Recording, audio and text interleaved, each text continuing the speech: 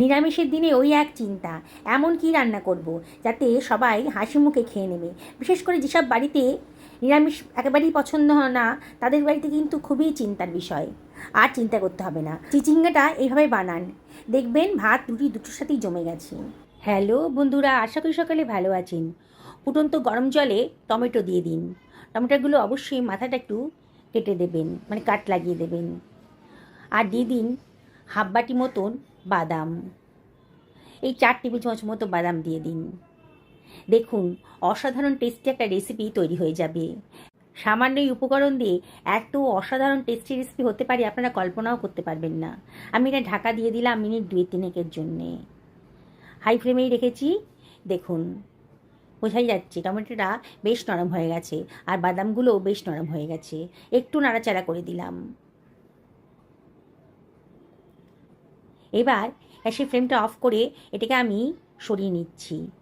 একটা ঝাঁঝরিওয়ালা পাত্রের ভেতর এটাকে ঢেলে দেব। সেদ্ধ করা জলটা কিন্তু ফেলে দেওয়া যাবে না, খুবই পুষ্টিগুণে ভরপুর এই জলটা। এটা দিয়ে কিন্তু আমি রান্নাটা করে ফেলবো। আমি টমেটো আর বাদামটাকে অন্য একটা পাত্রের ভেতর রেখে দিচ্ছি, আর এই সেদ্ধ করা জলটাও আমি সরিয়ে রাখছি। আমি এখানে 1 কেজি মতন চিচিঙ্গা নিয়ে নিয়েছি। চিচিঙ্গার নানান রেসিপি তো আপনারা খেয়েছেন, সেগুলো হয়তো আপনাদের ভালোও লেগেছে। কিন্তু আজকে আমার মতন করে যদি এই রেসিপিটা খান, দেখবেন অন্য সব রেসিপি এর কাছে ফিকে হয়ে গেছে। আপনাদের বারে বারে মনে হবে এইভাবেই চিচিঙ্গাটা বানিয়ে ফেলি। আমি চিচিঙ্গাটা ভালো করে ধুয়ে পরিষ্কার করে নিয়েছি, আর চিচিঙ্গার গাগুলো আমি চেঁচে নিচ্ছি ছুরি দিয়ে। আমার ছুরি দিয়ে করছি, ইচ্ছা করলে আপনারা বটি দিয়ে ওটা চেঁচে নিতে পারেন। চিচিঙ্গাগুলো ভীষণই কচি, অসম্ভব টেস্টি একটা রেসিপি, নিরামিষ রেসিপি তৈরি হয়ে যাবে। আপনারা কল্পনাও করতে পারবেন না সামান্য উপকরণে এত সুন্দর একটা টেস্টি রেসিপি তৈরি হতে পারে। আপনারা শেষ পর্যন্ত ভিডিওটা দেখুন, ভীষণই ভালো লাগবে। সমস্ত চিচিঙ্গাগুলো থেকে আমি খোসাগুলোকে চেঁচে ফেলে দিয়েছি। এবার চিচিঙ্গাগুলোকে আমি কেটে নিচ্ছি। ভেতরটা অবশ্যই চেক করে নেবেন, যদি মোটা মোটা দানা থাকে চিচিঙ্গার ভেতরে সেগুলো বাদ দিয়ে দেবেন। আমার এই চিচিঙ্গাগুলো কিন্তু ভীষণই কচি, তাই দানা ফেলার প্রয়োজন নেই। আমি এগুলোকে ছোটো ছোটো টুকরো করে কেটে নিচ্ছি। দেখুন কীভাবে কাটছি। রেসিপিটি যদি ভালো লাগে তাহলে লাইক শেয়ার কমেন্ট করতে কিন্তু ভুলবেন না। আপনাদের সাপোর্টের জন্যই এত দূর আসতে পেরেছি, তাই আপনাদেরকে অসংখ্য ধন্যবাদ। নতুন বন্ধুদেরকে রিকোয়েস্ট করবো আমার চ্যানেলটা সাবস্ক্রাইব করার জন্যে। পাশে থাকা বেল আইকনটা অবশ্যই ক্লিক করে দেবেন, তাহলে আমার রান্নার নোটিফিকেশানটা আপনারা পেয়ে যাবেন। একটা মিক্সার গ্রাইন্ডারের ভেতর 1 টেবিল চামচ গোটা জিরে, 1 টেবিল চামচ গোটা ধনে, 1 টেবিল চামচ সাদা সর্ষে দিয়ে দিলাম। এবার এর ভেতরে আমি দিয়ে দিচ্ছি হাফ টেবিল চামচ মতো লবণ। লবণটা দিয়ে গ্রাইন্ড করবেন, তাহলে খুব সুন্দরভাবে গ্রাইন্ডটা হয়ে যাবে। অল্প মশলা তো, ইচ্ছে করলে আপনার শিলপাটাতেও করে নিতে পারেন। দেখুন খুব সুন্দরভাবে গ্রাইন্ডটা কিন্তু হয়ে গেছে। এবারে আমি এর ভিতরে দিয়ে দিচ্ছি 1.5 ইঞ্চি পরিমাণ আদা কুচোনো, আর দিয়ে দিচ্ছি 2খানা কাঁচা পাকা লঙ্কা। দারুণ সুন্দর একটা ফ্লেভার আসবে। সেদ্ধ করে রাখা বাদাম আর টমেটোটা দিয়ে দিচ্ছি। টমেটোর খোসাগুলো অবশ্যই বাদ দিয়ে দেবেন, এগুলো কোনো কাজে লাগবে না, এগুলো ফেলে দেব। দেখুন টমেটো আর বাদামটাও দিয়ে দিলাম মিক্সার গ্রাইন্ডারের ভেতরে। অসম্ভব টেস্টি রেসিপি তৈরি হতে পারে, আপনারা কল্পনাও করতে পারবেন না। এবার তো দিয়ে দিচ্ছি 2 টেবিল চামচ নারকেল কোড়া। আমার নারকেল কোড়াটা ফ্রিজে করা ছিল, তাই একটু শক্ত শক্ত লাগছে। এবার দিয়ে দিচ্ছি ওই বাদাম আর টমেটো সেদ্ধ করা 2 টেবিল চামচ মতো জল। দেখুন কত সুন্দর একটা স্মুথ পেস্ট তৈরি হয়ে গেল। একটা কড়াই গরম করতে দিয়ে দিয়েছি, এর ভেতরে দিয়ে দিচ্ছি 1.5 টেবিল চামচ সর্ষের তেল। তেলটা যখন গরম হয়ে গেছে হাফ টেবিল চামচ কালো জিরে দিয়ে দিলাম, আর দিয়ে দিচ্ছি 1/4 টেবিল চামচ গোটা জিরে। একটু ফ্রাই হতে দেবো। 2খানা শুকনো লঙ্কাও দিয়ে দিলাম, দারুণ সুন্দর একটা ফ্লেভার আসবে। গ্যাসের ফ্লেমটা লোতে রেখে মশলাগুলোকে একটু ফ্রাই করে নিচ্ছি।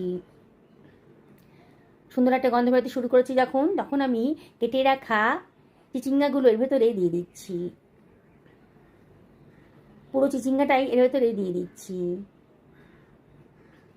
এর ভেতরে আমি দিয়ে দেবো হাফ টেবিল চামচ মতো হলুদের গুঁড়ো, হাফ টেবিল চামচ লবণও দিলাম।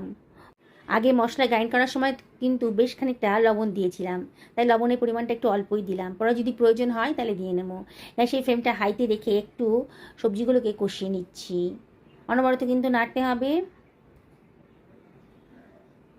যেসব বন্ধুরা ফেসবুক থেকে রেসিপিটা দেখছেন তাদেরকে আমি রিকোয়েস্ট করব আমার পেজটা ফলো করার জন্যে। দেখুন অনবরত কিন্তু নাড়ছি, বোঝাই যাচ্ছে আস্তে আস্তে কাঁচা ভাবটা কিন্তু চলে যাচ্ছে। এবার মিনিট 2 বাদে আমি গ্রাইন্ড করে রাখা মশলার পেস্টটা দিয়ে দিলাম। গ্রাইন্ডারটা ধুয়ে অল্প জল ওর ভেতরে দিয়ে দিচ্ছি, দিয়ে আবারও সব কিছু খুব ভালো করে মিশিয়ে নেব। দেখছেন তো বন্ধুরা বানানোটা কতটাই সোজা।